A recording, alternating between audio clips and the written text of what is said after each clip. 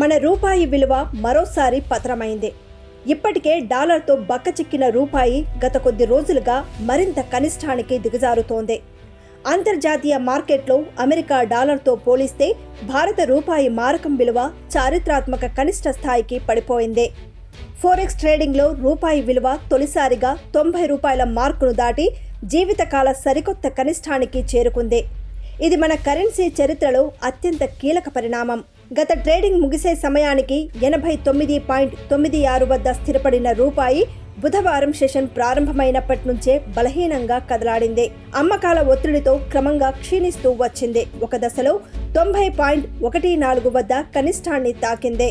Market వర్గాల్లో ఇదొక చర్చనీయాంశమైంది. ఇక ప్రస్తుతం డాలర్తో రూపాయి మారకం విలువ 90.12 వద్ద ట్రేడ్ అవుతోంది. రాబోయే రోజుల్లో రూపాయి పరిస్థితి ఇలాగే ఉంటుందని మార్కెట్ వర్గాలు విశ్లేషిస్తున్నాయి.